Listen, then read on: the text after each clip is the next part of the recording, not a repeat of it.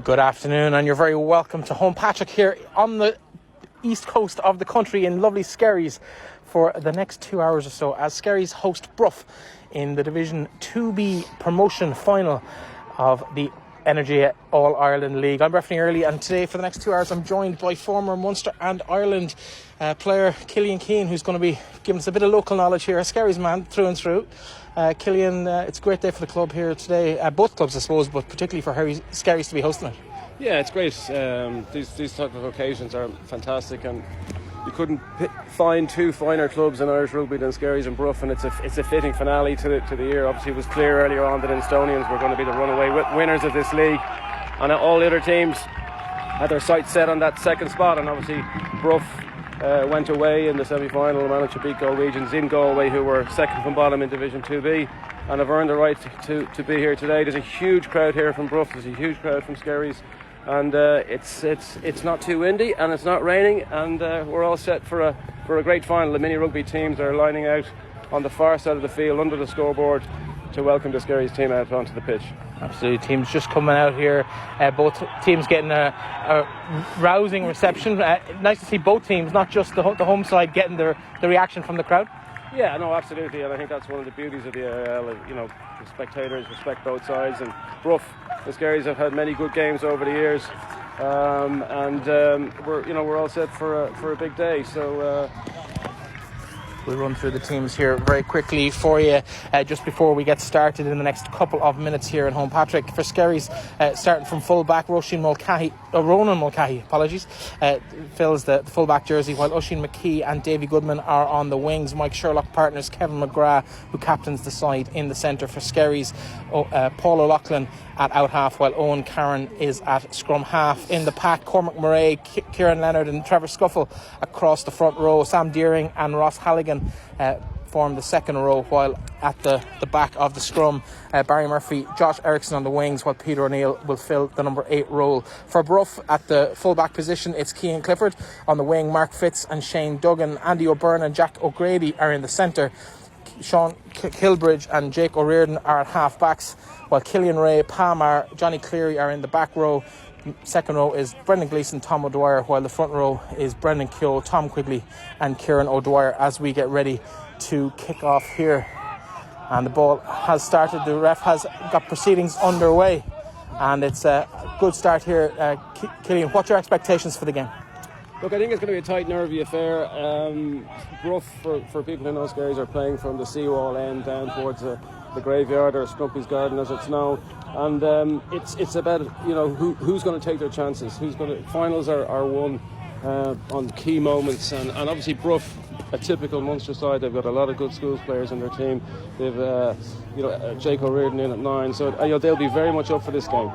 Absolutely. Early line out here for Skerries, and it's a bit of a mess there on the end, but they do recover the ball, and but they've lost possession. It's going to be a penalty for holding on on the ground, as Jake O'Riordan has the ball in hand, but he's going to probably be giving that to his out half to kick for touch, and imagine just on the 5 metre line, or the 10 metre line, just inside the Skerries half, and it looks like aiming at the post. It's an ambitious one to start, but as you said in the introduction, no wind really today. Yeah, there's a light breeze coming off the sea, and so this kick is just on the 15 metre line, 10 metre line, 15 in. So, and looks like he's a right-footed kicker. So, it probably is just on his range.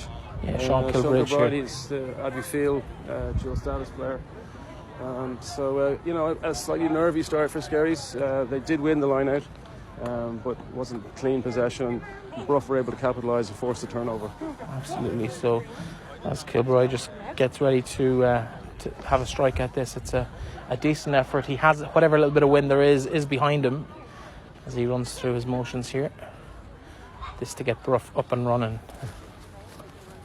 in the early exchanges here. It looks good from a distance, and it looks just inside that far post. Does it have the distance? Yes, it does. The 2 touch judges' flags go up, and we're up and running. Bruff 3 points to no score in the second minute of the match. Yeah, good start for Bruff, and you can just hear the large Bruff contingent. They've travelled in huge numbers, which is great to see, and that's a really good start for Bruff.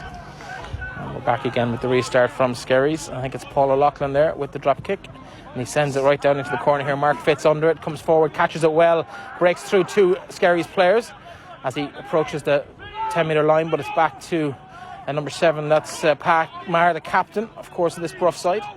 And they have a nice bit of confidence here as they move it through the lines out the side, out into the centre, and out the far side. Fullback Keane Clifford comes into the play, gets swallowed up by 2 Skerries players, but they'll recycle again, and O'Riordan at the base of that ruck.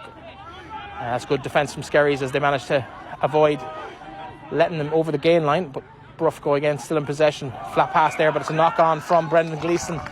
Just that maybe didn't quite expect that pass to come to him, I think. Yeah, you can already see early ambition from Bruff to looking to move the ball, and you can see the early influence even at this stage of Jake O'Riordan at 9, who's moving his team around. But you might have thought they might have put boot to ball there. They were deep inside their own half, so this gives Skerries now an attacking scrum, middle of the field, 5 metres outside the Bruff 22. So an ideal attacking position for Skerries. Yeah, they've got players in the outfield on both sides, so plenty of options here for scrum half Owen Cairn. He's just waiting for the referee to set the first scrum of the day.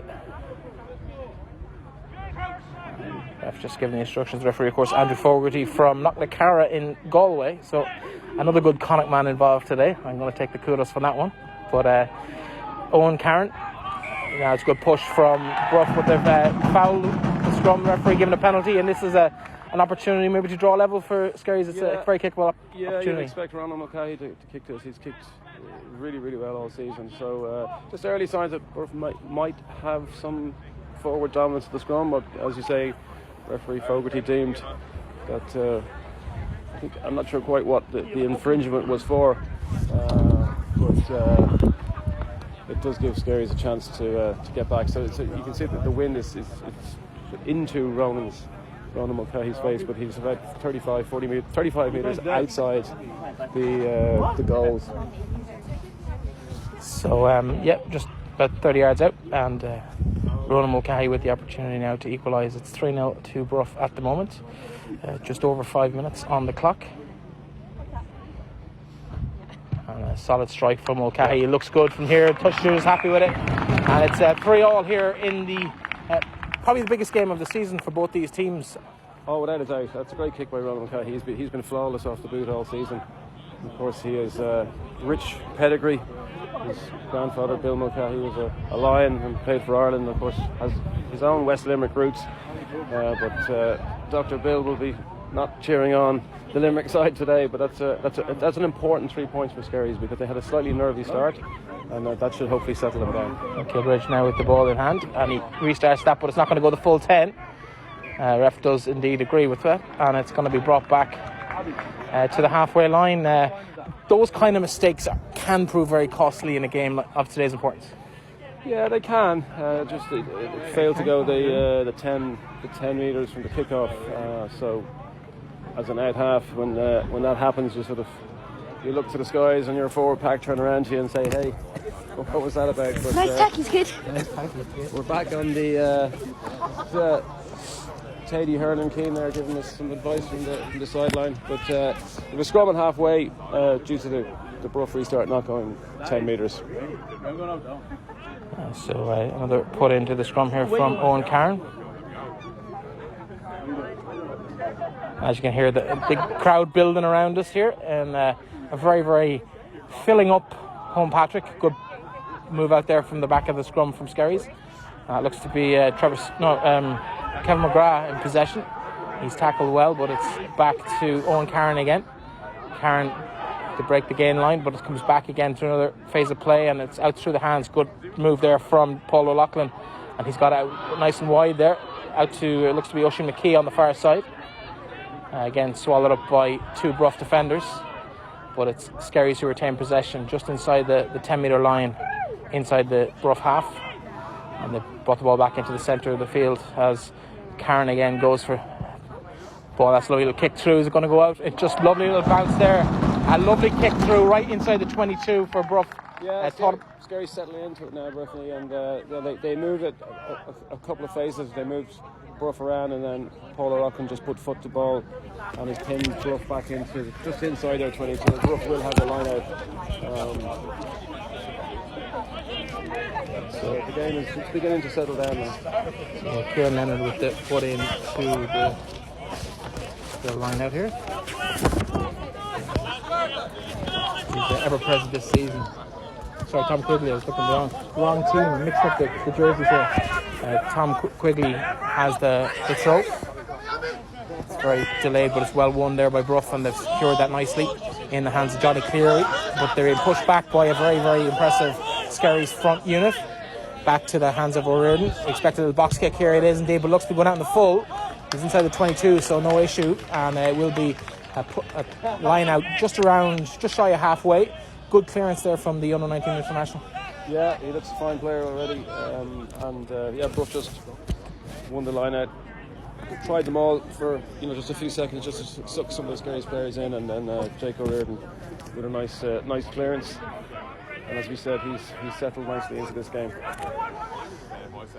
Good line up from Skerries to the back, and well caught there. Looked like he might have missed it, but he just gathered it at the second attempt. A nice little behind the pass move there. So it goes the far side, and it's out to the far wing now with McKee. McKee under pressure. Comes back inside.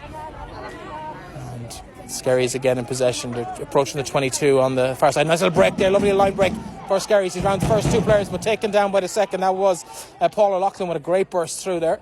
He's now outside, but they're short on numbers out here on the far side. A good tackle by this wing, Mark Fitz, for Bruff. Still Skerries in possession, and they've got real momentum built now as they cross well inside the 22, about 15 yards short of the try line. Good pass out from the out half, finds O'Loughlin outside him. Great burst through, but well caught out by the Bruff line. Out the far side then. Again, O'Loughlin in fine form today. He's a lovely distributor of the ball, but it seems to have come back on the Skerries side again. They power through, but good work by Bruff to keep them at the same distance from that try line. Still about 10 or 12 yards shy as they try and go again, but phase after phase they're just pummeling the Bruff backline. They have an extra body out wide now if they can get it out to him. A good touch around the back, but unfortunately it's bounced, but it's ended up in the hands of Mulcahy. Mulcahy does well keep that ball alive, and back here for Karen to go again. Karen inside to, I think it's Josh Eriksson in possession there, and it's back outside then to one of the props, Cormac Murray maybe. And ref has seen something, knock on there. Very interesting passage of play. So it's 3-3 in the game, just for anyone who's dialed in. 10 minutes into this game, but Skerries really brought Bruff through a number of phases there. Paul O'Loughlin's moving the ball, using his centres, using Mikey Sherlock and Kevin McGrath. Ross Halligan hit up twice, but Bruff defended it well. You would have thought at times they were stretched, particularly when they got out of the wing here to Josh Eriksson, but they managed to. Their scramble defence was good. In fact, they didn't really look under that much pressure and ultimately forced a turnover. And that's one of the key dynamics of modern rugby. When you've got the ball, you go through the phases. You've got to try and capitalise on it. Absolutely, referee just stop and play here, stop at the clock as well for attention to be sought for one of the Bruff players. He's also having a word with the two captains, I think, just about maybe just some of the indiscretions so far in the game. But it's been a fairly open and clean game so far. No real major issues of note. No. It's conditions are perfect. And if I think for people who do watch the AIL and down through all the divisions, what I think a lot of people don't quite necessarily understand is the quality of the rugby is very good. And you can see both sides, including Bruff early on, are kept what you want to keep ball in hand, and kick is sort of the last option. So it's a cracking game so far. Just a few players with a bit running repairs, nothing major. A couple of jersey changes. People maybe discarding the base layers. It's not really the day for extra layers today. Well, both sides. I think the tide is in later on, so both sides will be able to go for a swim at 4:30. Of course, Skerries have their annual dinner tonight, so it's a very, very busy day for the club. Yeah, now a chance now for Bruff to clear their lines again. We've seen them try to run situations. They're inside their own 22, but we've seen them try to run the situation from here. It's a very kind of attack-minded focus from them early doors. It is. It looks like Keane Clifford here is lined up at first receiver on the left-hand side. Give Jake O'Riordan an option. He's gone right. Andy O'Byrne there kicks for touch and finds a good solid touch around the 10 metre line. Maybe actually not even that far. Touch judge has probably been a bit harsh on him there, I think. but it won't affect the Skerries fans. They'll be happy enough to see just outside the 22, about 30 yards from their own try line. line. A little bit disappointed by that because it was a good scrum platform. He had Jacob Reardon had options on either side, and Andy O'Byrne possibly might have wanted to get a little bit more distance from that, but as it stands, it's a Skerries line out 10 metres outside the 22 on the clubhouse side. So line out there, well won by Skerries, and they've got a nice move going here as they approach the 22. It's going to be Karen again with the ball. He's just following the pack in front of him. They're making nice progress, and break off there lovely from the back of the ruck, the rolling maul even, as Karen not quite sure what to do. That's a heavy hit there from Skerries, but he's broken through, taken down. Looks to be Mike Sherlock. Well done there. Karen again, a little bit of a dummy. It's now been pushed out through the back line. A couple of bodies outside, and good tackle there from Andy O'Byrne, and that's a fabulous tackle from him. But we're 7 or 8 yards shy of the try line for Skerries as we go in search of the first try of the game. Karen, a little break, gets past the first man, doesn't get past the next two as he gets taken down there by a combination of Sean Kilbridge and Shane Duggan, I think. Well looped out the far side, and has got extra bodies out there as Mike Sherlock looks to get across, but we are across. It's a try for Skerries. I think Sherlock fed the ball out to the winger outside him. Is it Davy Goodman on the far side? Yeah, I think it looks like it was Ronan Mulcahy, but Mikey Sherlock was involved there in all of that good play. It really started from a line-out maul. Josh Eriksson broke away, and then Mikey Sherlock made a post up the middle, and you could actually hear the collision from the sideline. It's amazing that Mikey's able to play today. He's got a knee problem from the semi-final, but he said there was no way he was going to miss this game. But again, Skerries were able to move Bruff from side to side, and ultimately Paul O'Loughlin went back right to left, put a spot ball behind. And it looked like Mikey Sherlock. It was Mikey again. It was Ronan Mulcahy on the far side that did get the touchdown. So yes, well spotted. And that's why we have you. That's why we're paying you the big bucks today. Yes, indeed. Yes, indeed. Ronan Mulcahy is preparing to convert his own try now in the corner. It's 10. Well, it possibly will be 10 points to 3 at the end of this. It's 8-3 at the moment with the conversion to come. Silence descends here in Skerries as the kick gets prepared. A lone attacker coming out to try and knock that down, but it looks to be just tiny bit short. That's a fantastic score. He just measured that to perfection. It just dropped about 3 or 4 inches over the bar, but that's a brilliant kick. It was on the 5 metre touch line over on the clubhouse side into the wind, and as I said earlier, Ronan has been flawless off the boot all season, and that's a really important score now. Skerries going to a 10-3 lead, and Ronan is 2 from 2 from the boot.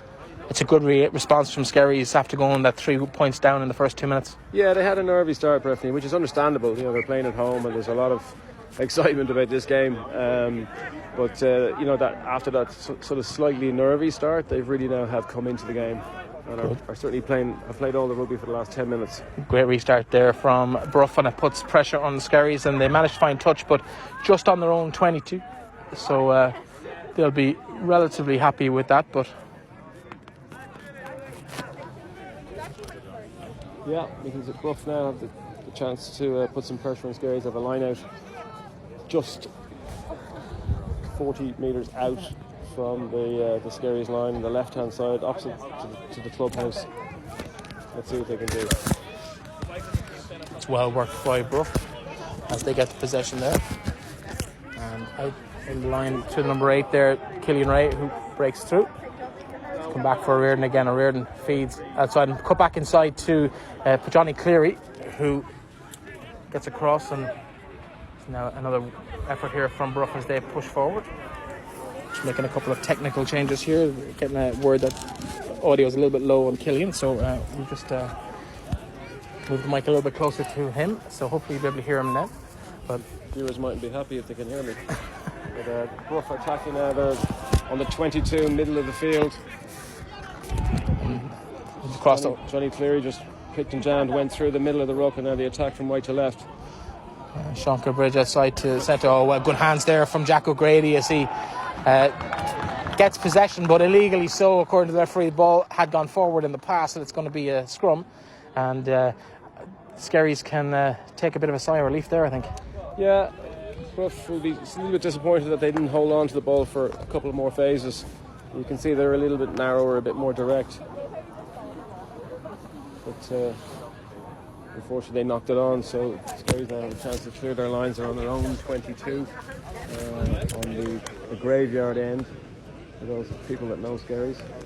And Owen Carroll looks to put the ball into the scrum.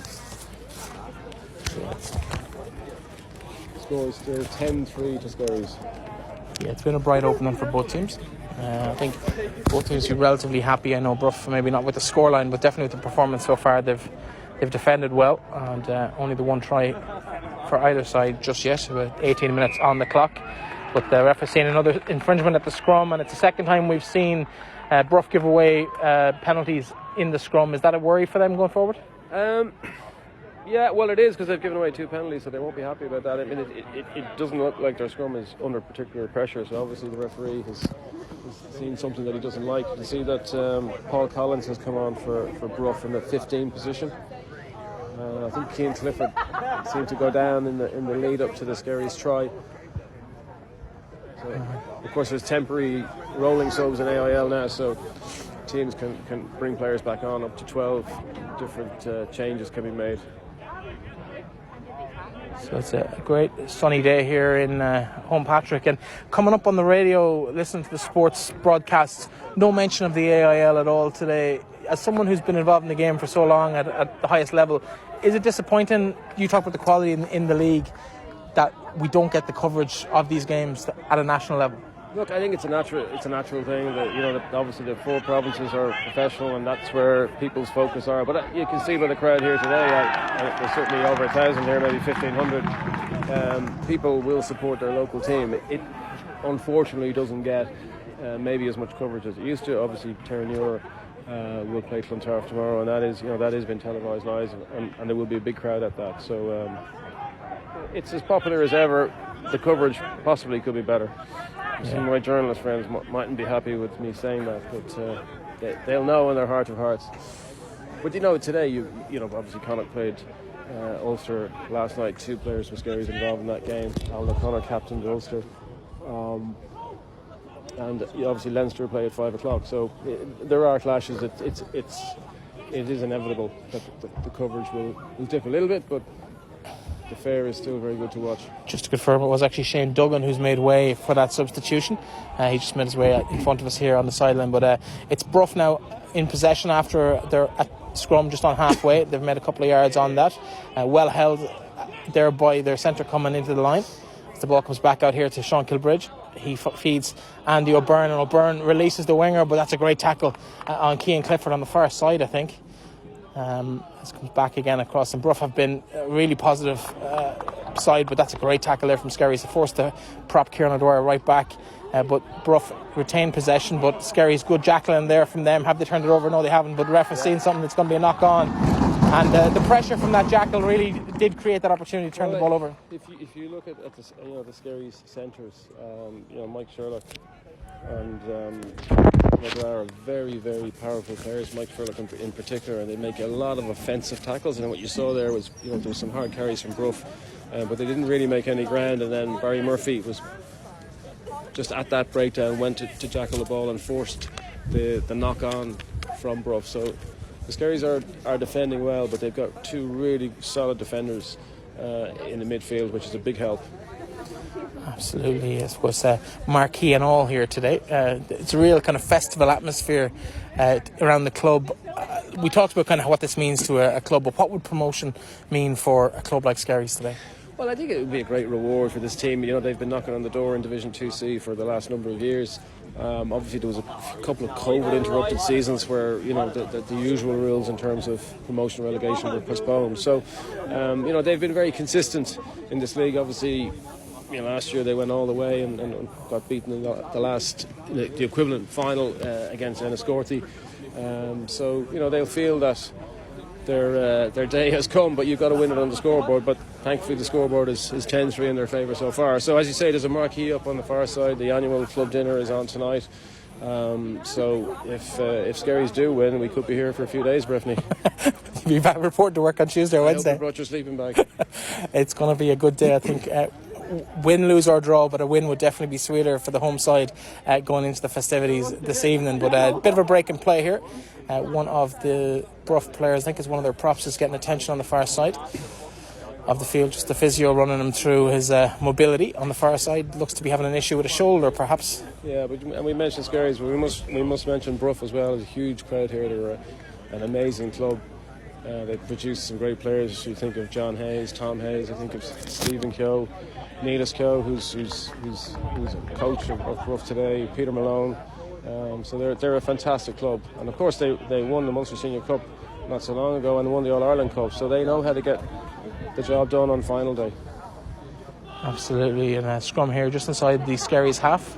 It's Skerries with the put in though, and they will hope to build on this base, but it's a good push from Bruff and they forced the ball out quickly. Skerries now on the move. There's an unfortunate knock on there, but it's an intercepted and it's going to be advantage played here, and that's great work I think by Jake O'Riordan in support of the man who made the interception. O'Riordan has been taken down, but the ball now been scrapped for on the far side. Skerries have won it back. That's a real good fight from both sides in that last couple of seconds, but Skerries now with a bit of an opportunity with the Bruff not quite organised right in front of them, but they're organised enough to slow them down and regroup, and it's back to Skerries in possession. That ball knocked on I think there, but ref calling it back for an earlier infringement. It's going to be a penalty for offside against Bruff, and Skerries, they lost the ball, but they did very, very well to win that back. Yeah, interesting passage of play. They were under a small bit of pressure from the scrum, but they went on the left-hand side, and Mikey Sherlock just tried to hit a short ball on Kevin McGrath. And sometimes they can come off and you make a clean break, but the ball just bobbled out. Bruff turned it over, but that's a missed touch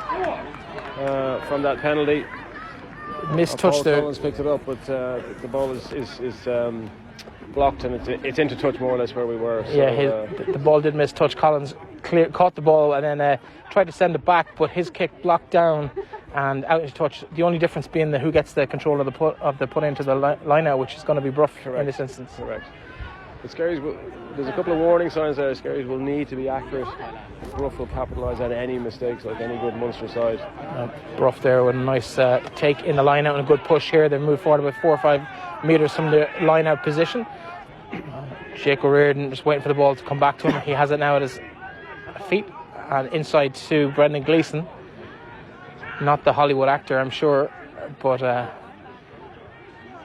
equally at home in the pack today. And O'Riordan again with the ball in hand. Kick over the top. Nice little Gary Owen.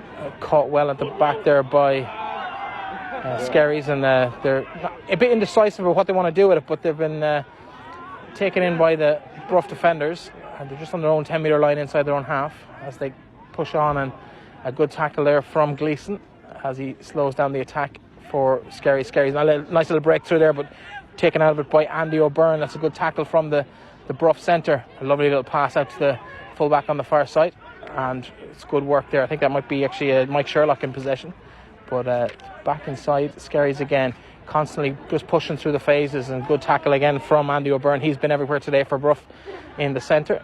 We talked about the physicality of the Skerries centres, but they're not shy of a tackle or two, and that's a good little burst there on the far side from Skerries, and just taken out of it at the last minute. Great tackle, but it's been recovered fortuitously enough by Skerries, but they'll take it. They've earned that little bit of luck as it comes across. Good work there. Kieran Leonard in possession, puts inside, and another little fine pass through to looks to be Peter O'Neill, I think. Breaks through and coming out here. Bodies over on the near side for Skerries. Could they get in for try number 2 as Barry Murphy gets tackled? Recover the ball well there, and it's good challenge from Paul Collins, according to the referee. He's given a knock-on advantage here to Skerries, it looks to be, but looked to be very quick out of the line, potentially offside. Ref not impressed though, and he's happy to proceed with the play as we go. Skerries now moving through the phases. Outside, a good hefty tackle from, again, that man Andy O'Byrne in the centre for Bruff. He's been an absolute colossus for them, but it comes out to Halligan on the far side. Ross Halligan takes the ball into contact as Skerries looking for that opportunity just to break the line. Comes back outside. We've been backing across the field a few times now as Skerries look to prod and probe at that Bruff defence. Opportunity here now as they get through, but the second tackle looks to be Johnny Cleary combining with a teammate to bring down the Skerries attack. And now we're 5 yards short of the line. What can they find here? Lovely little break there from the half, but he's just been pulled back, and a great tackle by a combination of Bruff players. But Bruff have been defending exceptionally well here. Skerries do hold on the ball. They're now 3 or 4 metres shy of the line. And it's just all Skerries at the moment. Bruff doing everything they can to hold the ball out. A lovely little break there, and it's going to be a cross, and it's a try, and it's Paul O'Loughlin and the out half, and it's been coming for a while. Yeah, that's been coming. There was probably 10 plus passages of play there. Some big carries from both the second rows for Skerries, from both Sam Deering and Ross Halligan. And again, Paul O'Loughlin just pulling the strings and moving Bruff around. And whilst Bruff have defended incredibly well, and the Skerries against a lot of other sides would have scored much earlier in that passage of play, they just ran out of numbers. And it was Paul O'Loughlin himself who was able to just duck inside, stepped his man, and was able to put the ball down under the post, and conversion under the post to come. That should take the lead out to 17-3, which is a big lead in the context of a playoff final like this. But Skerries have been very impressive with ball in hand. And it's been that is a conversion there from Mulcahy. It is 17-3, as you mentioned, Killian. But probably the biggest tell of that whole passage of play was after it happened, 3 or 4 lads down getting a bit of attention. Yeah. Some big heavy hits in that play as well.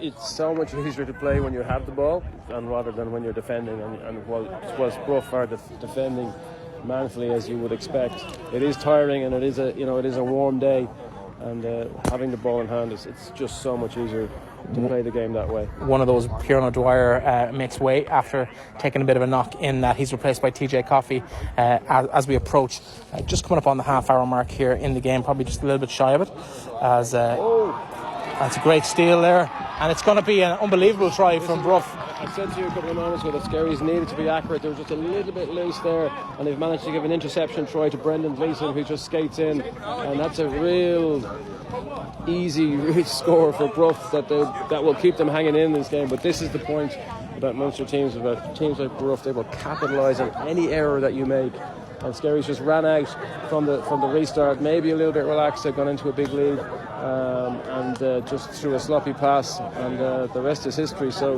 Bruff now have a chance to convert this. Sean Kilbride, he got his early penalty, so you would expect him to. It's sort of midway between the 5 metre and the 15, and he's taken it just outside the 22. But that's the warning that I mentioned earlier on. You have to be accurate. They talk about it in so many different sporting codes about being so cautious after you've scored to not concede, and literally 60 seconds, not even 30 seconds after the restart. Yeah, it's a sucker blow, and it looks like that kick has gone over. So we're now back to 17-10, and that will definitely give Bruff that boost, because at 17-3 it wasn't looking too good for them. We're half an hour in, we're a big 10 minutes now before half time. When you compare how much effort it took Skerries to get their 7 points versus how easy that came for Bruff, is that a worry for Skerries that they might exert too much energy? Not really. I mean, I think that's the way players play. They play ball in hand, they stretch teams around, and they'll back themselves, but they just need to sort of make sure that they don't have any more silly errors like that. From a neutral's point of view, though, it does keep the game alive, which is always good. I'm sure the Bruff supporters listening in from Limerick won't be upset about it either. No. As Bruff now take that restart, and they work again a clearing kick right down the middle from Sean Kilbridge, and it bounces nicely into the hands of the fullback there for Skerries, and he sends it up to give a teammate an opportunity to chase after it, but it hasn't gone quite as far as he expected to, and it's going to fall into a pair of Bruff hands. And the sun, of course, it's nice and bright today. It's hard enough when that ball is in the sky to see where it is, I'd imagine. But it's going to be a penalty, and Skerries get an opportunity to get the ball back. Yeah, not quite sure the infringement there. It's been an untidy couple of minutes for Skerries. They'll I'm sure the coaches, when they get to speak to them at half time, will just get them to calm down and settle. It was a loose enough kickback. Bruff caught it, went down that right wing, but ultimately Skerries, good work at the breakdown, forced that penalty. So Skerries now with a line out just inside the Bruff half on the clubhouse side. No mistake this time. They do make touch, and it's going to be the line out for Skerries. So with just under 7 or 8 minutes left of this game, what would Skerries want to do? Do they want to get another score before the half? Yeah, ideally. I mean, that interception now has just sort of really changed the dynamic of the game. They were in great shape at 17-3. Now it's 17-10. And there was a crooked line out there, a crooked throw in the line out. There's a light breeze coming off the sea, in fairness, so scrum now. Bruff have a scrum on the right hand side of the field on their own 10 metre line. But back to your point, Breifne, Skerries will be annoyed that they've allowed Bruff back into this game with an intercept. I mean, an intercept is just a killer. So I think they will want to settle down now before half time, certainly not concede any more scores. Bruff now with the put in to the scrum, and Jake O'Riordan again caught, but he gets out of the tackle, and Andy O'Byrne now in possession. It'll kick out to the wing here. It's going to be towards Mark Fitz, but he just can't keep the ball in. It does bounce, so it's not going to affect the position of the line out. So a crossfield kick that we see so much in the game. Jake O'Riordan was half hassled at the base of that scrum, but certainly Bruff looked comfortable at scrum time, but Owen Curran just interfered with Jake O'Riordan, but Andy O'Byrne then just put a sort of a half field cross kick, and it very nearly bopped Penstock for Mark Fitz. Line out for Skerries here now, and a well worked uncontested goes up nicely down to the scrum half, and it's back inside here as it breaks through and gets through that tackle very easily, but a trail in hand there from Sean Kilbride gets him back inside as it goes outside now through the hands, and it's out onto the far side in the centre for Skerries. They elect to come back in, and that's well worked from Karen back in towards the middle of the field. He finds another teammate there. I'm not quite sure, I can't make out the numbers from this distance, but it's one of the forwards as he comes back inside. Good carry by Cormac Murray, and that's good work there from number 12 Mike Sherlock, influential in that first try, as Ronan Mulcahy, who benefited for that first try as well, carries it up to almost just shy of the 22 as we go again here for Skerries and Bruff. They've been resilient in defence all day, and that hasn't changed as they look to go again. Another ruck there, just scrum half at the base, looking to get the ball out. Nice little kick through, and that's a lovely little pass if he gets it away, but it's come off a couple of hands, potentially a knock on, but the ref has not said anything. It's going to be Skerries who benefit from that, and the ball back on the Skerries side, 5 yards shy of the corner as we go again. They've been proven lethal from this kind of location. 2 visits to here, and they've really come away with 2 tries from those 2 attempts. Comes back outside now, and it's going to be through the hands. They've got bodies on outside. They've got space in the wing if they can get in, but unfortunately it just hasn't quite worked out for Ronan Mulcahy. He's just knocked the ball forward, but I'm sure the ref will bring it back for the scrum, because the other option is the line out here in the corner, but he has called it back indeed for the scrum. It's going to be the knock on. Again, really good play from Skerries. It all started with a crossfield kick from Paul O'Loughlin onto Ushie McKee's wing. Skerries managed to regather the ball, and they had a really good try scoring opportunity in this bottom right hand corner, and Mikey Sherlock, he had a sort of a 2-on-1, and it was a difficult pass. Unfortunately, it just didn't go to hand. Mikey could have possibly got himself. He's so strong and powerful. He's been very influential in this game so far. But that's another let off for Bruff. Score remains 17-10. We have about 35 minutes of unstopped time, but the ref has stopped it for a couple of times, so we probably have about maybe 7 or 8 minutes of play at least here in this first half. It's been an entertaining game. The conditions here, as we've mentioned a few times, the sun splitting the stones. It's a lovely seaside day, effectively. Very little wind, which is always a nice bonus when you're playing alongside the ocean. It's a pint bottle of Bulmer's Day, Breifne, so I'll treat you to one after this game. But we're just game is as you say, it's delicately poised. You can see the real contrast in styles. Skerries want to move the ball at all times, try to stretch Bruff, but as I said, Bruff will defend manfully as any Munster team will. So it's a 7-point game. I think it's hard to know who'll be the happier. And to a certain extent, Bruff will be happy that they're only 7 points down. Now I think they will play into the elements in the second half. But I think from a Skerries point of view, I think they'll continue to back themselves. They'll keep moving the ball. They're getting really good line-out possession. Josh Eriksson in particular, they're throwing him up. The element's not really a major factor though today. Not really. No, not really. Which is unusual for Skerries. Anywhere along the sea, as we said, has potential to be any kind of a day. It's a scrum here for Skerries just on their own 5 metre line, so under pressure here. Sorry, a scrum for Bruff here on their own 5 metre line as Bruff look to clear the lines, but it's a 7-point deficit they have, about 7 or 8 minutes shy of the half-time break, and Irish under-19 international hands in the scrum. The ref didn't see it, was blind to it. Surprised the touch judge didn't quite pick up on that, or are you allowed to do that? The player put the hand down and roll it back? It looked illegal for me, certainly the locals thought, but the referee decided to let it play. Andy O'Byrne just took it up in the middle, and now Bruff have kicked it down to halfway line. Okay, has it again, past to Davy Goodman, right to left. Comes up the middle. Good work there by Andy O'Byrne, but he can't get hands on the ball.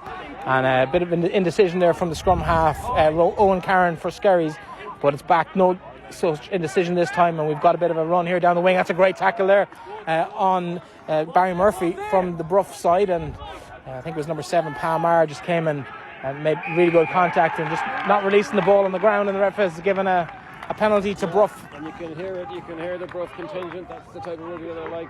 Skerries just didn't quite resource that ruck. It was out on the fringes, and Bruff got probably one of their few penalties in this first half, but that's a significant turnover.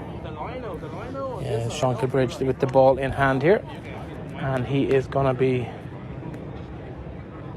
just trying to get as much distance as he can down there. Not overly, I'd say, happy with where that's ended up. He hasn't quite made halfway, which will be disappointing, but I suppose touch is the key thing. Yep. Any yard half will tell you that. With Rory Carell listening down in Mayo, you've got to get your touch. So we won't be too disappointed they have a line out on the opposite side from the clubhouse on the 10-metre line. Good line out from Bruff there, as they've worked that really nicely into the hands of O'Riordan, and he finds a player outside him and ends up in the hands of Killian Ray, who takes the impact from the Skerries defence. O'Riordan now again out to Kilbridge, and he finds his full back Keane Clifford, and that's a fairly solid tackle from Skerries, but they've managed to maybe turn that over there illegally according to the referee. It was a penalty just slightly over exuberant at that ruck. Bruff didn't have a lot of numbers there. Jake O'Riordan was just getting ready to play the ball. One of the Skerries players just came in from the side, Richie McCaw-esque, but unfortunately the penalty was given and it was a correct call by the referee. So that's a much better kick, although I think he's been maybe harshly done there by the touch judge in terms of where the ball crossed the line. It seemed to be a good bit up the line, but it's going to be a throw just inside the 10-metre line inside the Skerries half. So just to recap, we are 17-10 here to Skerries, 2 tries to Skerries, 1 to Bruff, a penalty each, as well as Bruff win that line out and get a nice rolling maul here. It's been put under pressure from Skerries. Good take by Thomas Dwyer. Not making any ground though, and I'm sure the referee will start telling them to hurry up and get it out of there, and O'Riordan does exactly that. Lovely little tackle there in midfield by Mike Sherlock, I think, on the far side by Skerries, just to slow down that attack. Nearly a breakthrough for O'Riordan as he breaks through, but he's been taken down and well held on the ground, and he can't release the ball, and it's going to be a penalty to Skerries. Yeah, he just had a little snipe around the side there, and he was half break. You could see his qualities looking for the gap, but as often is the case in rugby, when you make a half break, you become isolated. And Skerries won that turnover. And now Paul O'Loughlin will kick the ball to this and he has found he's fine touch just on halfway.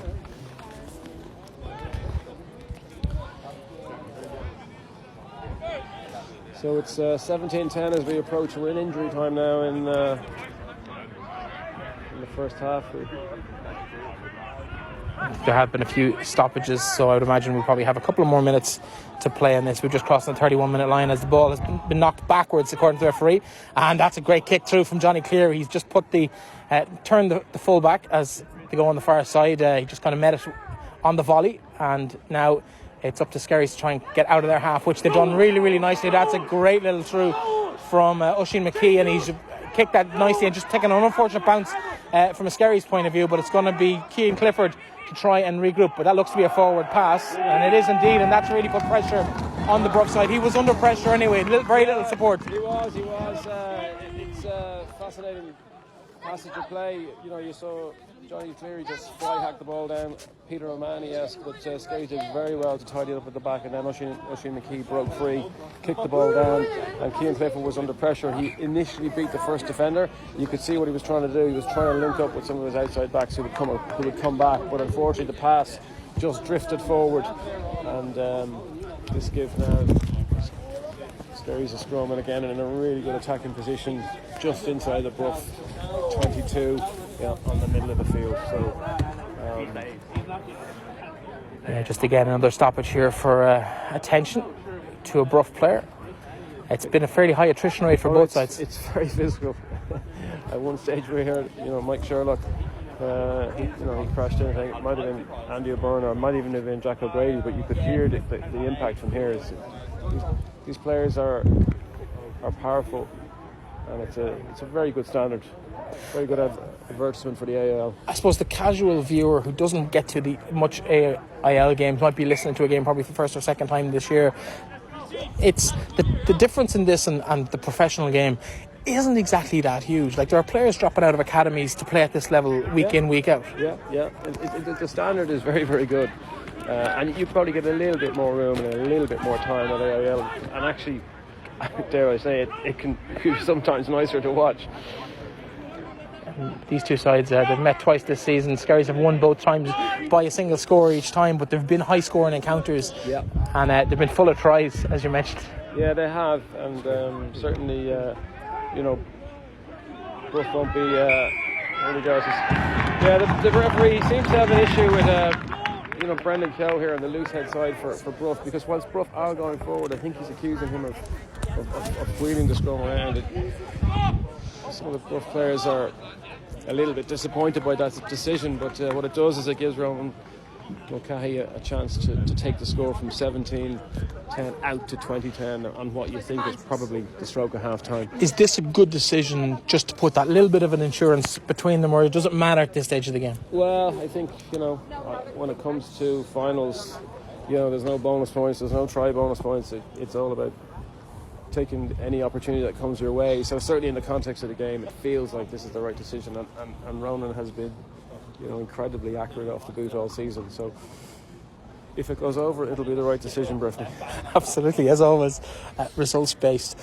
Mulcahy now just preparing, going through the motions here. A few little stabs at the ground, just visualising where the ball is going to go. And silence descends in Holmpatrick once again for what is likely to be one of the last kicks of the half.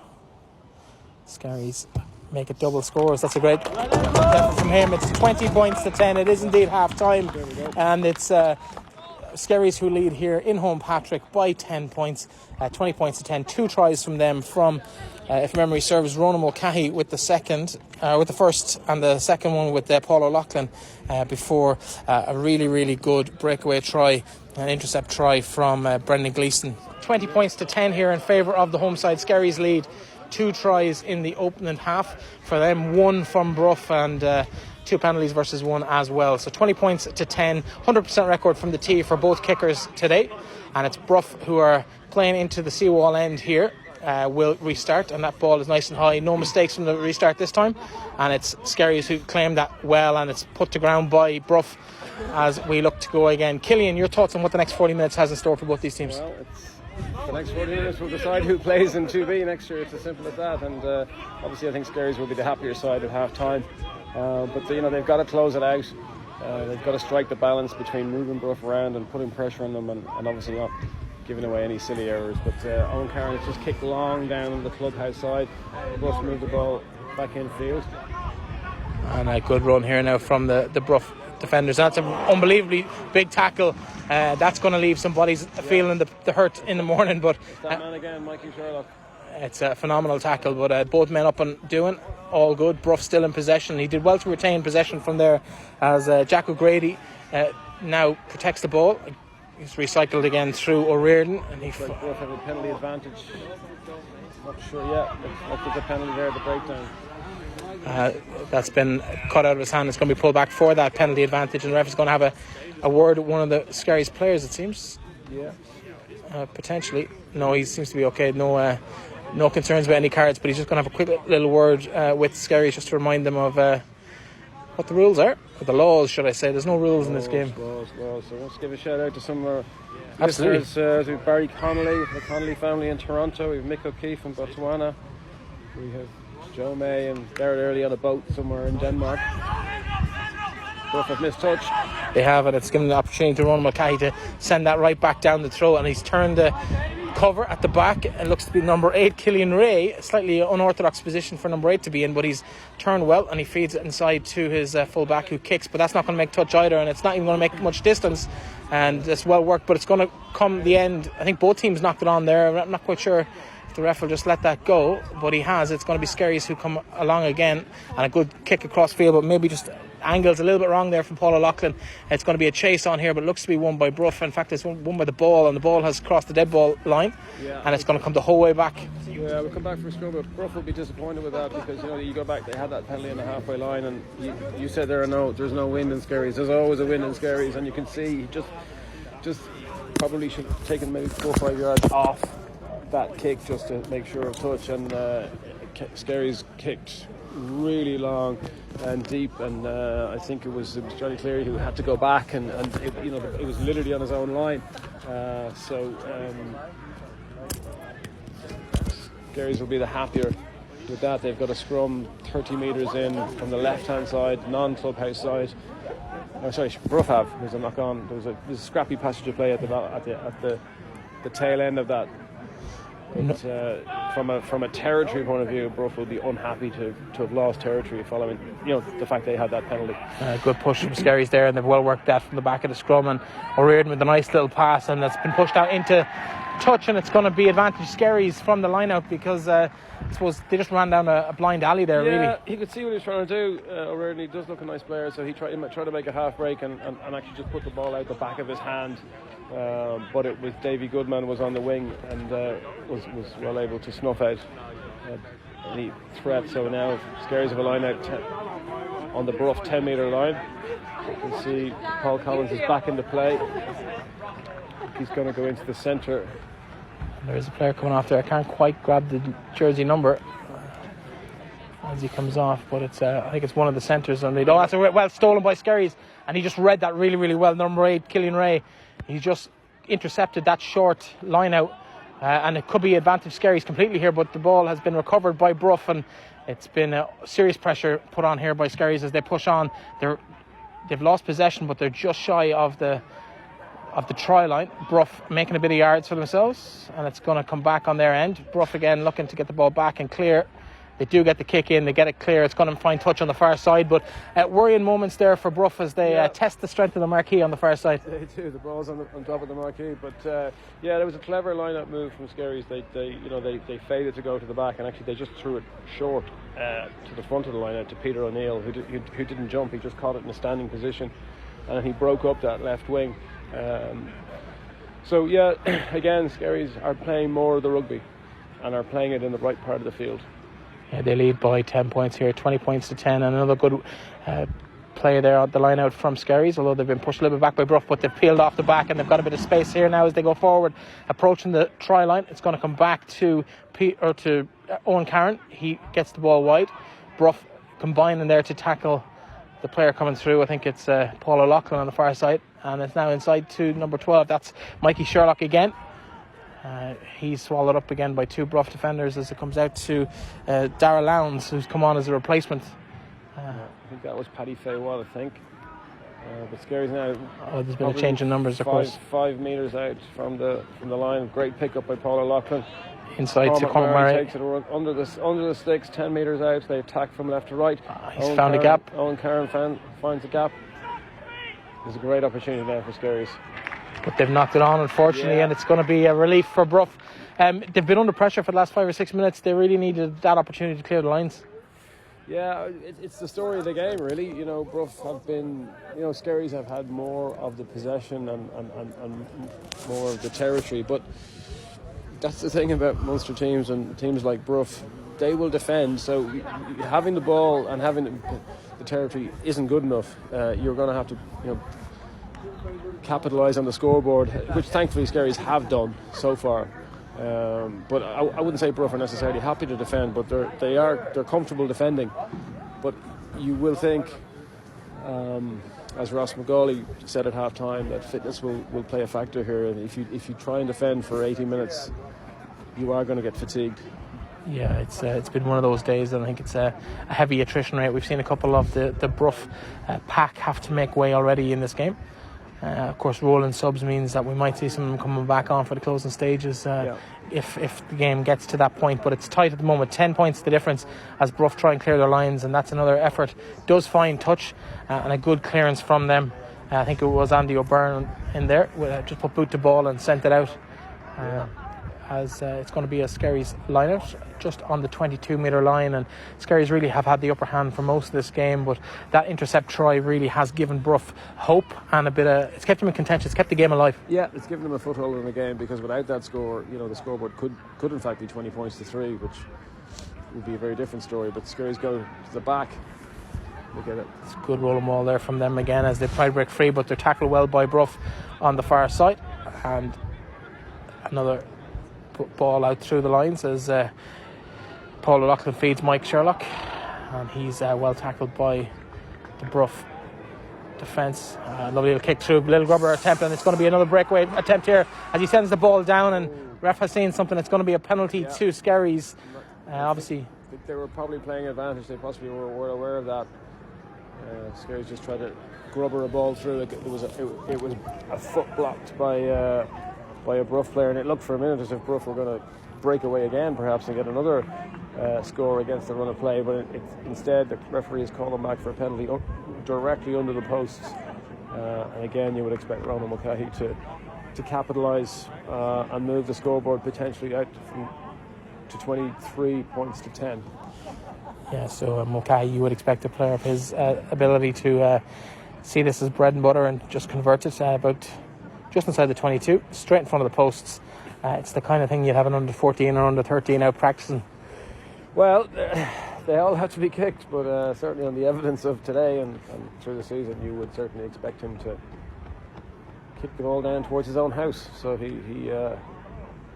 knows the direction, he knows the wind, and makes no mistake. So 23 points to 10, and good reward for Skerries' pressure.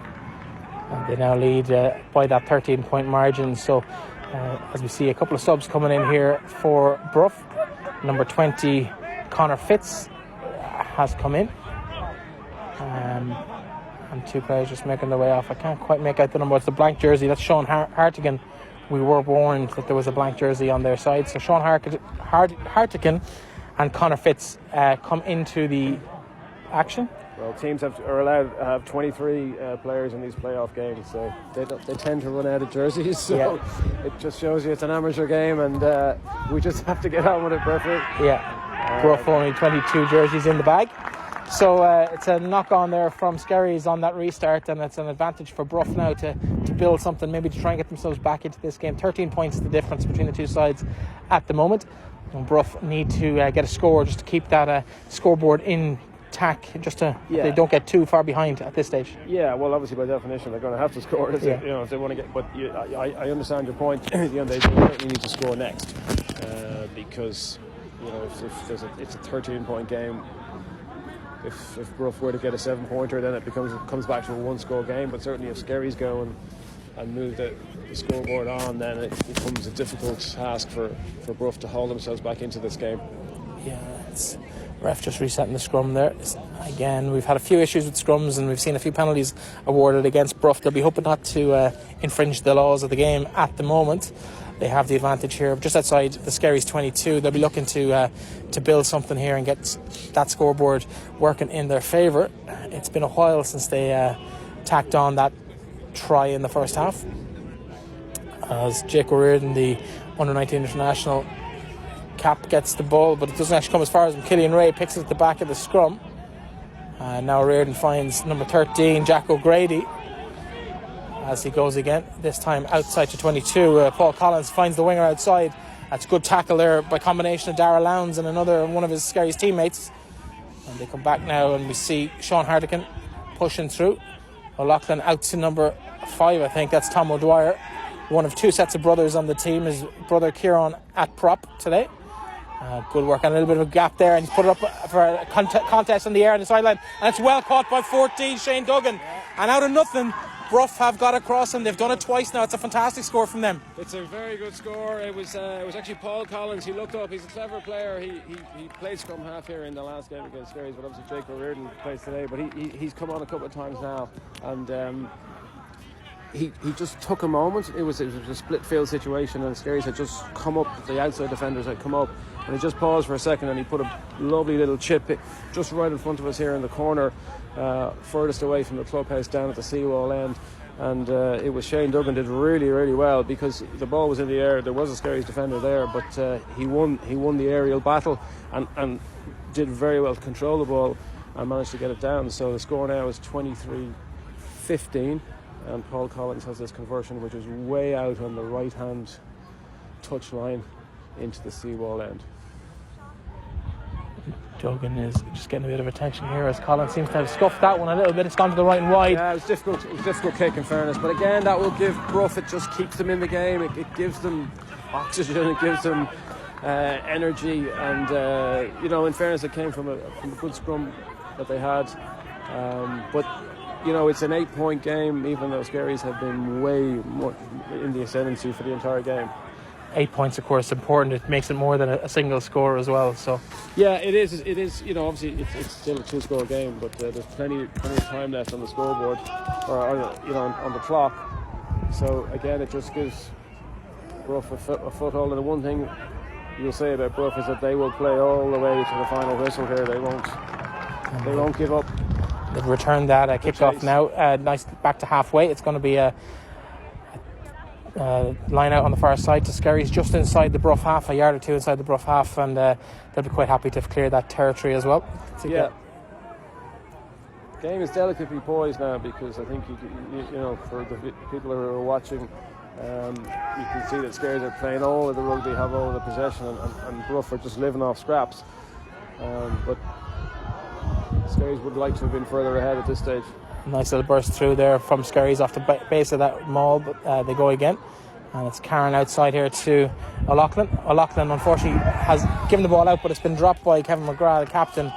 And he just sits a little bit dejected. He knows that's a mistake. Hands the ball back to Bruff.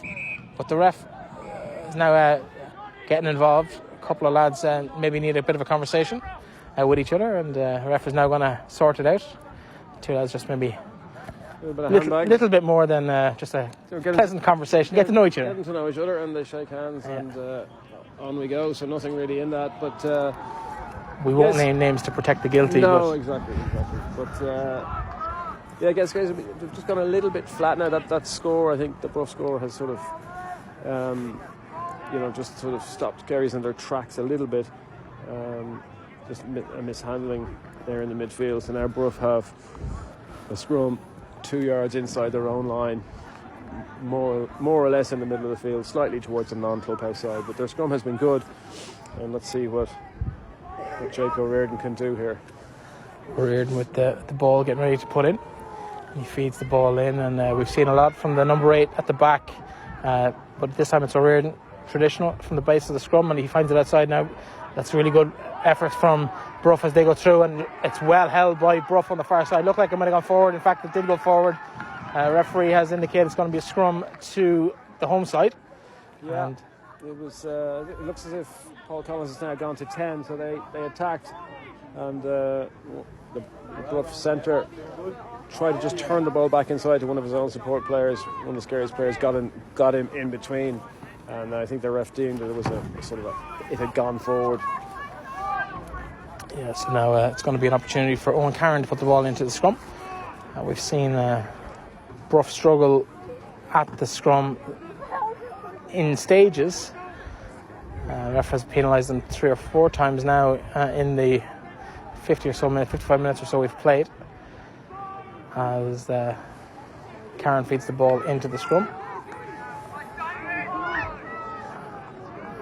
Very little movement in that scrum, but a good heave there from Bruff, and they've come away from Skerries and kicked through from O'Loughlin as he sends the full back and where's Skerry, and that's a really good ball right back, but it might just go out of touch on the far side. It's not going to quite get the distance.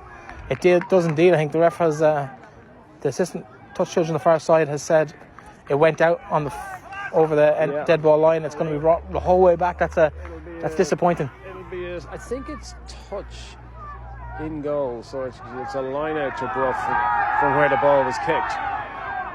Bruff think it should be a scrum, and my first thought was that it would be a scrum, but the ref looks to be There's a bit of confusion. There's no TMO here, unfortunately. There's plenty of advice from the sideline, but to my mind, that should be a scrum back. Paul O'Loughlin kicked the ball. It was the right decision, but again, that breeze just took it over the dead ball line. So the referee and the assistant referee are adjudicating whether this would be a Bruff line out or a Bruff scum. In any event, it's we're right there. Bruff now are right back, and they're halfway between Skerries 22 and 10 metre line. So kick was just slightly overcooked, but it felt like the right thing to do because Skerries have sort of moved the ball. Well, it seemed to almost settle on the line, so it really was inches probably in that losing 60 yards on the field. Yeah. So we'll see what the final decision is. I'm giving away my age now with the imperial measurements.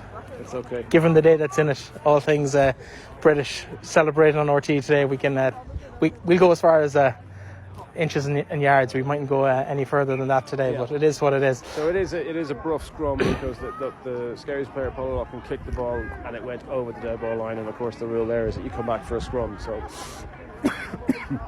so scrum now to Bruff. Just the officials getting that correct in the end, having a little conflab themselves, just double checking the rule book. I'd imagine, or the laws. I wouldn't say it's the most common of situations, but comes back on the far side, and Jake O'Riordan now with the ball at the base of the scrum, and he goes again. Good burst through, and he almost threw the tackle, but taken down Andy O'Byrne there. Student to the teacher, and it's been a foul. It's going to be a penalty to Skerries, but an interesting dynamic there. The pass from Jake O'Riordan to Andy O'Byrne. They're in the same environment Monday to Friday. One of them is the teacher and one of them is the student. It's an interesting dynamic when you play with your teacher, but it was a good break, and actually really good work at the breakdown by Josh Eriksson to make that to force that penalty, because Andy O'Byrne had sort of got a half break, had gotten through the gap, and really good work by Josh Eriksson. Only 19, fantastic player, fantastic prospect to win that penalty, and it was a really important penalty because Bruff have just getting a little bit of a foothold back in the game now, and now Skerries have a line out in front of the clubhouse, and it's well run by Skerries, and they've brought the ball back down into the maul and back to the hooker, who's at the back of the maul, and come around the side. It, legally, according to the referee, seems okay. Does have the hand up, but it's more in terms of offside than an advantage, and it's going to be Skerries trying to skip, hop and a jump through the Bruff defence, but Bruff having none of that. It's back at the base again to the out half, who finds his midfield partners out the line as well. One in the line by Darrell Lowndes, but he just gets hoovered up there, and a knock on unfortunately from Skerries, and just Oisín McKean unable to keep possession, and it's going to go back for the advantage. Yeah, I think it was a long advantage played by the referee, but as a penalty advantage they tend to play them for longer, so the Skerries attack just ran out of steam. But 8 points up, 20 minutes on the clock. You've got a reasonably kickable opportunity from inside the other half, just inside the other half. Do you go for the corner? Do you go for the posts? Well, we'll find out. It looks as if Paul O'Loughlin is going to kick for touch. It's on the halfway line over to the right, so it's probably just outside Ronan Mulcahy's range. So instead, Paul O'Loughlin has put in a very good kick, and now Skerries have a line out. It looks to be 10 metres out from the Bruff line, in front of the newly established marquee for the day. Yeah, it's a real festival atmosphere. We've talked about it here numerous times through the broadcast, but it's a lovely day for AIL rugby, and a lovely day for any kind of outdoor sport, just to have all generations. We see them here. The kids are here, the grandparents are here. It's just a great day out for the whole family really at the rugby today. Yeah, everyone's here, and again, so Skerries are driving this line out. Again, won very well by Josh Eriksson. He's been imperious in the line out today, and Skerries have got a rolling maul on now. It's a great push, and real momentum been built here by Skerries, just taken down, and it's recycled outside. It's an open gap there.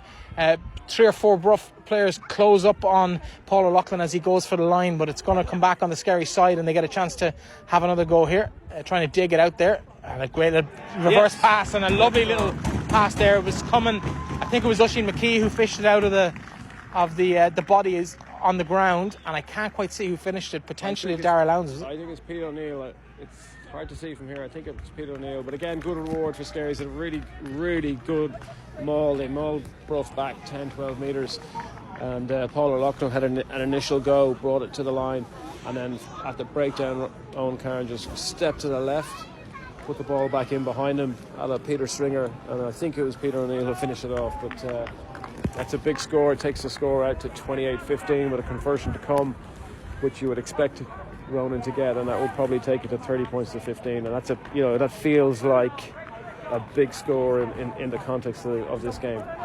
Yeah, of course, only 15 minutes left on the clock as well, plus whatever stoppages we might have. But Mulcahy here with the conversion. He's had a good day off the boot so far. And this indeed does split the post almost perfectly. From the angle we're at, it's absolutely dead centre of the posts. And it's now a 15-point lead. It's a 3-score game now. Is it a bridge too far for visitors to climb? Or is that just tempting fate? I've played against and coached against Bruff many times over the years, so I would never ever write them off. But 15 points is a big lead, and because Skerries do have control of the game, they've had more of the possession. So I think if they just learn to, or just sort of play this game out, play it down in Bruff's territory, they're in a great position. Paul Collins now with the restart, and he drop kicks it right down into the Skerries half, lands on the 22. Well claimed there by number 13, Kevin McGrath, the captain, and he just sends it right back to sender into touch on the far side. Bruff toy with the idea of taking it short, but not really an option. Skerries up nice and quick to cut that out, and it's going to be a Bruff put in just around halfway. Yeah, I mentioned it before, but Kevin McGrath and Mikey Sherlock are, for 2C level, are outstanding centres, and the fact that Mikey is even playing today, given his knee injury, tells you everything you need to know about that man and that family. But they're very, very powerful centres.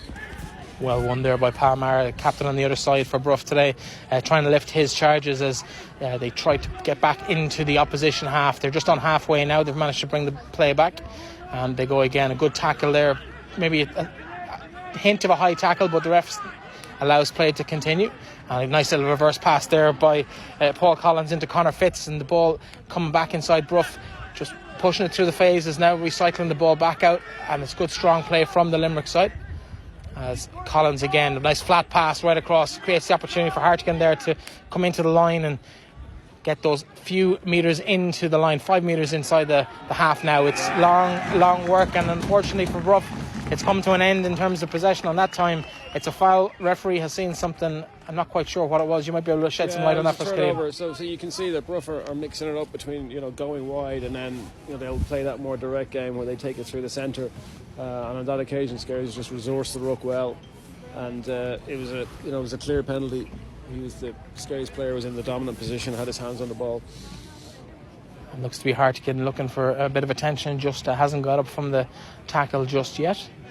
So we have another stoppage in play here, and it's one, I suppose, that Bruff will be quite happy to maybe try and get an opportunity to regroup here and take a look at maybe what they can do to reduce the deficit. 15 points the gap here in Skerries. They lead 30 points to 15 against the visitors Bruff. Of course, that would go with league form. Skerries did win the 2 games this year. They finished second in the table.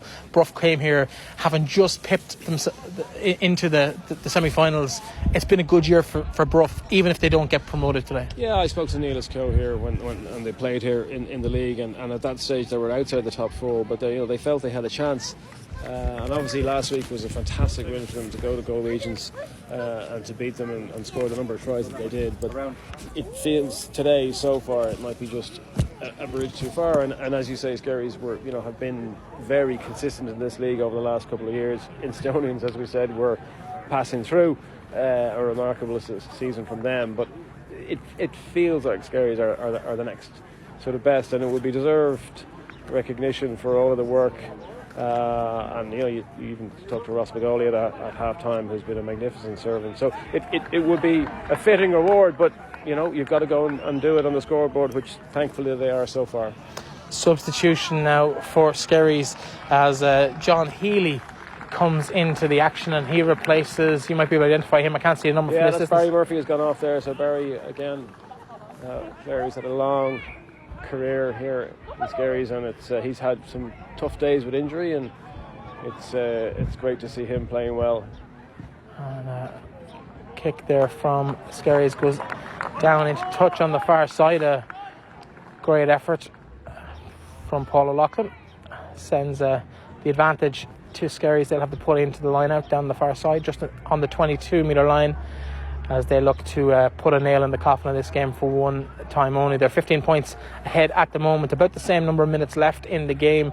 Bruff have scored a couple of times against the run of play, so don't write them off just yet, as they make a really nice break there. That's a good burst from Peter O'Neill, the try scorer just moments ago, as he creates a bit of space for Skerries. They recycle it again, and plenty of bodies outright if they can get the ball out to them, but they've switched it to the left, and that's got an overlap on the outside.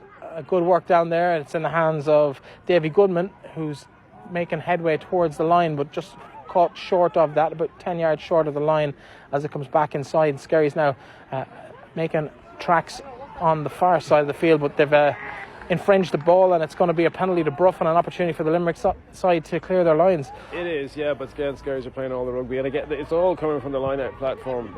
Josh Eriksson has won ball time and time again. And that has given Skerries a great platform. On that occasion, Peter O'Neill broke off, and they're putting in a lot of pressure on Bruff. They were ultimately turned over, but it's Skerries are still playing all the rugby.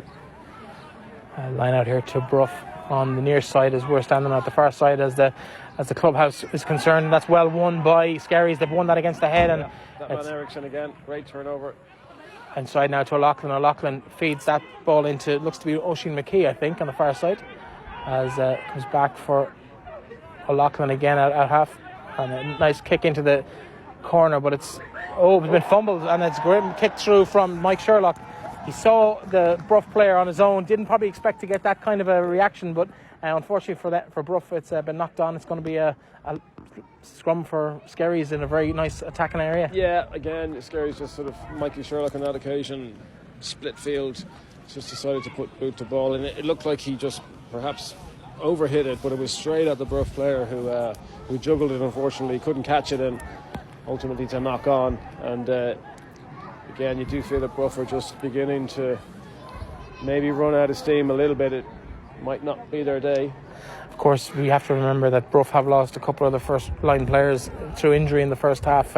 Fairly heavy attrition rate in the first half. Some big heavy hits went in there, and they've lost a couple of players, and that's going to have an effect on a small rural club as well. It is. Well, they've obviously had to rejig with some of the players and some of the positions, and it is difficult. And obviously they're playing away from home as well, which is a big advantage to Skerries. Free kick in there. The scrum here. Not quite sure what the infringement was. Looked to be Owen Carn tried to put the ball in and had to have a second go at it, but the referee saw something. It's going to be a free kick, and will we see a quick tap and go here from? Yep, and Cormac Murray will take it. He's got the ball at his foot, so he'll take a quick penalty. And he goes like a battering ram straight into the Bruff defence. He only knows one way. It's a fairly good way, to be fair to him, as he comes back, and it's well worked back again by Skerries, and they recycle that ball outside. Nice little reverse pass there into the hands of Mikey Sherlock. Good combination between himself and Paul O'Loughlin. They know each other quite well, as it comes back outside to Kevin McGrath, the captain. He's been reasonably solid today, one or two handling errors, but overall he's been really, really good in the midfield for Skerries. A lovely little break there from the scrum half, but he gets caught by the Bruff scrum half, and it's a few yards advantage, but we're back on the Skerries side again. Good tackle there from Bruff just to force them back a yard or two. And the ball outside there, O'Loughlin outside to a lovely little reverse pass there from Mikey Sherlock into I can't make out the numbers on the far side there, but it's been knocked forward, I think, by someone from Skerries, and the ref has actually said it's been knocked forward the other way. Ball did hit the ground, but Skerries do have the ball and an advantage here for that knock on. And it's a lovely little interchange there. I think that was a... Referee deemed it was forward, but Skerries are playing all the rugby again. You saw Skerries go from right to left. Mikey Sherlock turned the ball back into David Goodman, and the ball was recycled, and Oisin McKee very nearly got on in the right hand corner. And again, Skerries recycled, came back, but they're putting huge pressure on Bruff. Now, talk to us about that situation, Killian, because we had this knock on in the corner from Bruff maybe 25-30 seconds ago, and then the second knock on in the next phase or two of play has resulted in a Bruff scrum. Earlier in the game we saw where the ref probably played a minute, maybe 70 seconds of an advantage. Yeah. Is that at the discretion of the referee? How does that work? Yeah, it is. It is at the discretion of the referee ultimately, and I think the difference is that you see referees play longer advantage for penalty than they do for scrum. So on that occasion, you're right, Bruff did knock the ball on in that ruck on the far right-hand touchline, but because Skerries played 2 phases on, the referee obviously told the players that advantage was over, and unfortunately then Skerries turned the ball over. So yes, there's definitely a distance. It's fine. Just keep going. Yeah. Sorry, we're just making a little adjustment here, just to get the microphone, just to get more in Killian's line of sight, and we are back for the last few minutes here. I make it approximately 7 or 8 minutes. Killian, I don't know if you have a clock on it yourself, but it's running out of time for Bruff as they trail by 15 points here. 30 points to 15. 15 points the difference between the sides, as Bruff in possession, trying to get out of their own 22, and Hartigan becoming a bit of a battering ram himself on the far side. Good work there from Jake O'Riordan at scrum half. He finds Connor Fitz, but he's swallowed by a couple of Skerries players in the tackle, and Bruff again making those hard yards. They're breaking a good bit of ground here, but it's all very, very tough.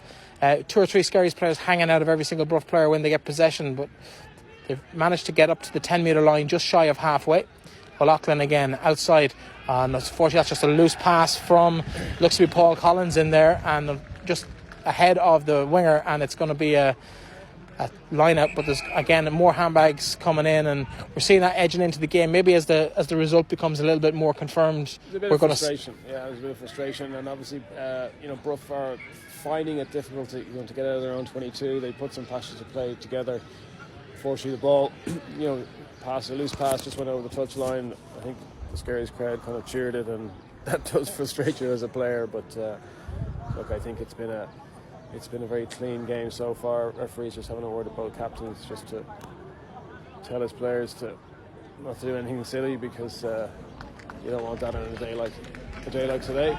Looks to be Sam Deering coming back into play. He's replacing. Can't quite make out the red scrum cap here. That's Cheddar has gone off. Kieran Leonard. It's going to be a early introduction now. Overshoots the runway a little bit there, but it's going to fall on the Bruff side, and well recovered by Bruff. But they've a very lovely little break there for Bruff as they try and break through the channel, but it's going to come back out on the far side as Bruff go again, and again we have Paul Collins. He finds a man outside him, but he's well hoovered up. I think it's Jack O'Grady.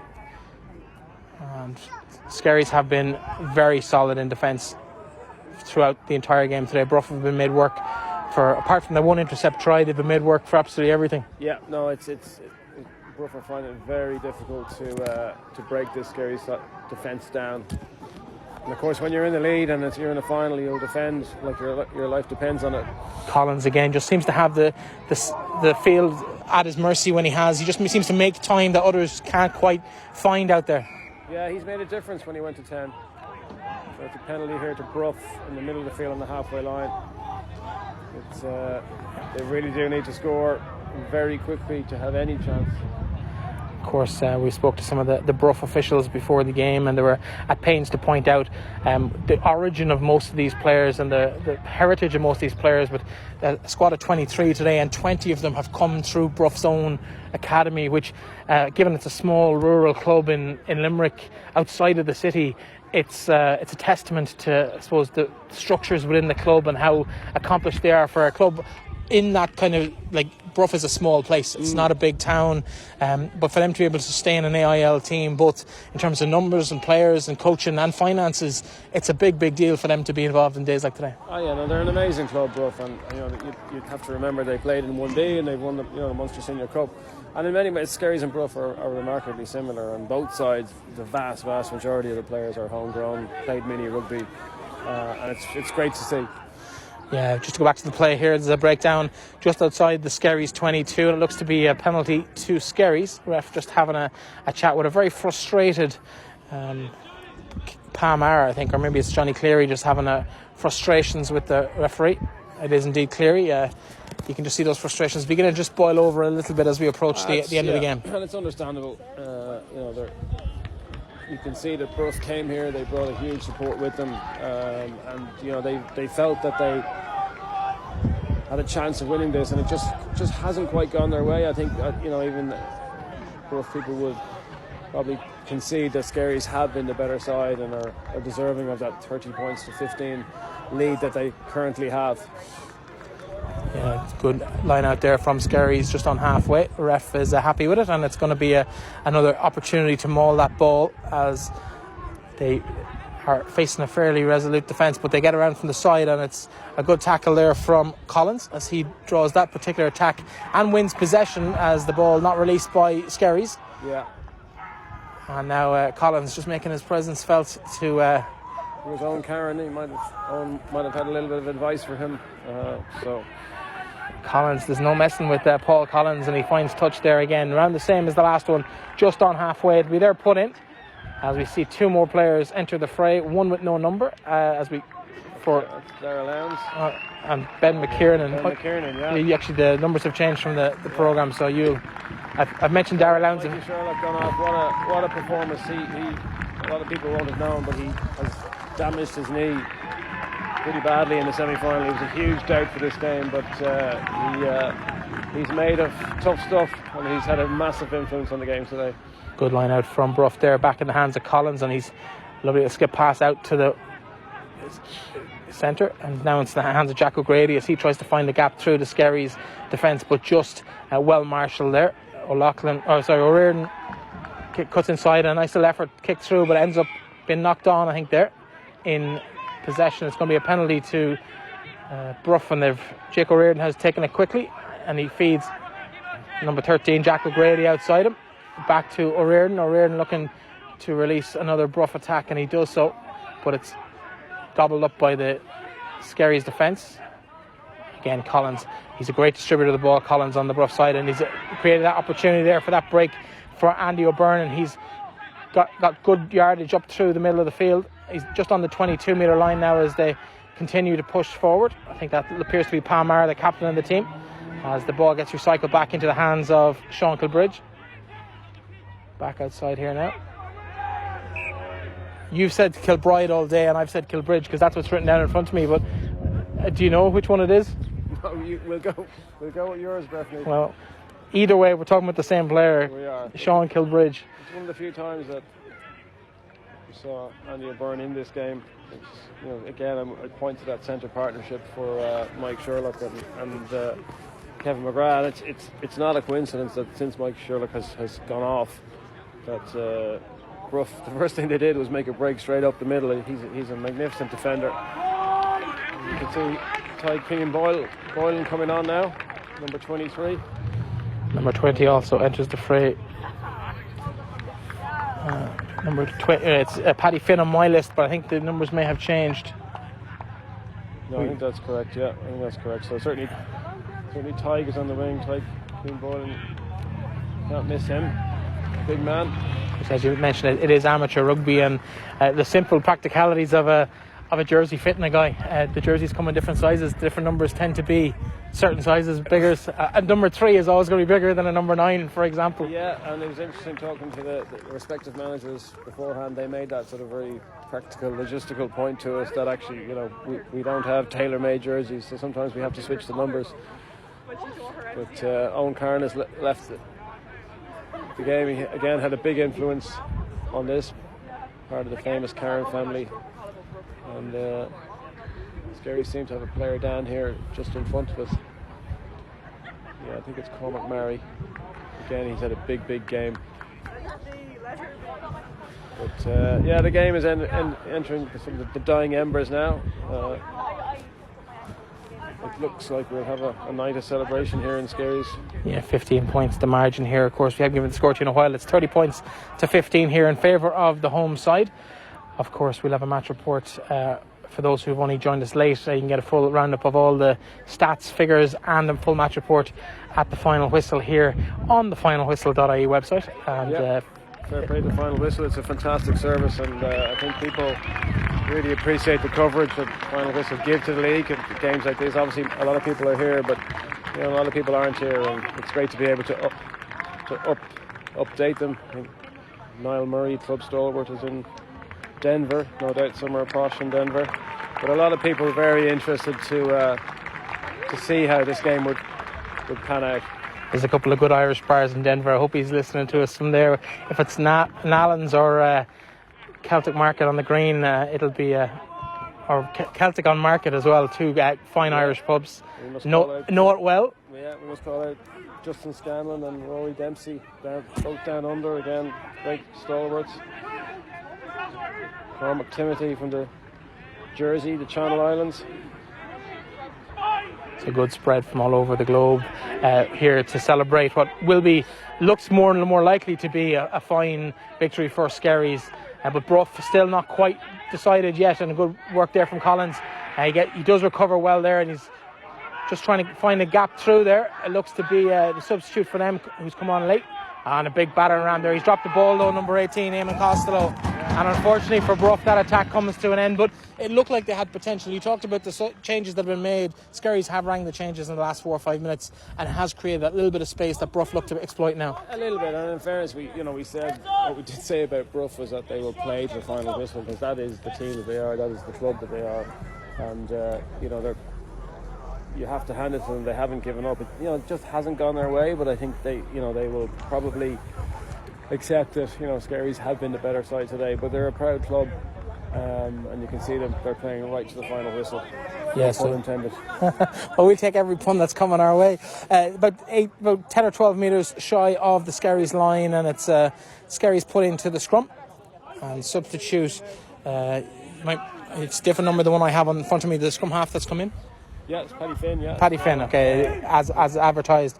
And number 20, Paddy Finn, prepares to his first put into a scrum of the day. And it comes nicely back to the number 8. But it's going to be a penalty and another infraction there at scrum time from Bruff. Yeah. And the game kind of finishing up as it started, really, at scrum time. Yeah. It's Skerries have had dominance at set piece. Particularly line out Josh Eriksson has been absolutely fantastic out of touch. But at scrum time, they've been very solid, and again they got a penalty there, and as you say, the game is coming to its conclusion, and it looks like Skerries are destined for Division 2B. John Sherwin appears to have entered the fray now. Yep. Replacement prop, he'll get his run out today as well, and it's a line out here for Skerries, and they prepare for one there, and they've brought it back down into the maul. Finn makes his way towards the back as Skerries push on. The maul has collapsed, and it's going to be Finn who goes through for the ball, gets it out there nicely to O'Loughlin inside. Blank jersey, I'm not quite sure who that is. It's Darragh Lowndes. But again, Skerries have the advantage here. Bruff collapsed them all. Yet another line out win from Josh Eriksson. And Loughlin has put that ball perfectly over the head of the full back, and it's going to be at the second attempt he gathers it, and it's going to be an effort to return it here. But Skerries have applied the pressure well there. It was a very good kick, so he did well to run that back. He's run it back to sort of at the 22. And again, Bruff, they've shown that from the very, very start. Regardless of the score, regardless of the position, they want to run the ball no matter where it is. Yeah, that's the Bruff philosophy. They play good, constructive rugby from the first whistle to the last whistle. But unfortunately for them, it just hasn't been enough today. And they've knocked the ball on there as well, and that indeed is the final whistle of the game, and it's a great day for Skerries. It's also been a good day despite the result for Bruff to be in that position, and I suppose build from a 6th place finish last year, 4th place this year with a playoff final. They'll come back again next year as strong as they have done this year. They've fought from start to finish, but it's really been Skerries' day today. Yeah, it's been Skerries' day, and I think this is as we say, this has been coming for a number of years, and so it's fantastic to do it at home. There'll be great celebrations, but Bruff can feel proud of themselves, and they are a great club, and they will come back and build. But I think today there was one team who were going to win, and that was Skerries. Absolutely. Well, listen to Killian Keane for joining me today for commentary. It's been an absolute pleasure to have you. Of course, a legend in your own right. I won't rename some of the welcomes you got as we walked around to our commentary position here. Some of the comparisons to commentators in other codes, but we let that go. But obviously, it's been a great day for Skerries in terms of the performance, in terms of the result. great days ahead next year in 2B. Plenty of trips to the likes of Dungannon, although they were playing today. I haven't heard the result from that game just yet. Some other big games on today, Shannon and Highfield. So, the league, it's a very, very exciting day for the league. No doubt your colleagues will feed those results in. But you go to 2B and you play different teams and you travel. And that's the beauty of the AIL. Yeah, we will try and get the latest scores here just before we finish up from around the grounds. If we just wait for them to refresh here for a second in front of me. But from Skerries' point of view, will they have this same side next year? Can they expect to be competitive in 2B? Is that the plan next year?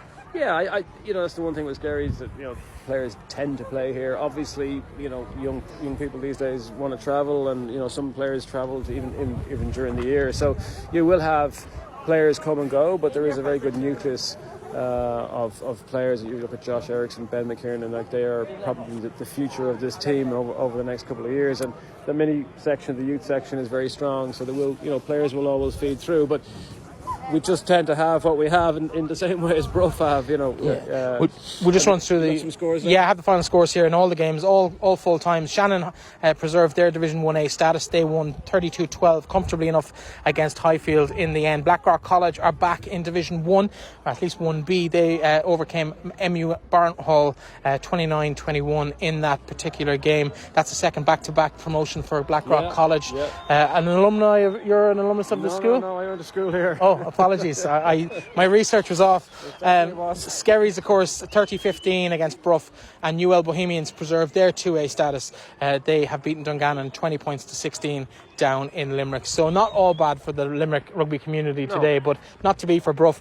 Killian, it's been a pleasure for joining me. To the lads who joined us at half-time, to Hugo Lennox of the Irish the Irish 7th side, and Ross Macaulay, who joined us as well. Apologies, Ross, I forgot your surname. But it's been a great day. The teams capping each other off, and it'll be a good evening in Skerries tonight. Certainly will, Breifne. Thanks for joining us. Full roundups on everything at FinalWhistle.ie. Best of luck to all the teams in their promotions, and we'll be back next season for another exciting season of AIL rugby. Talk to you then.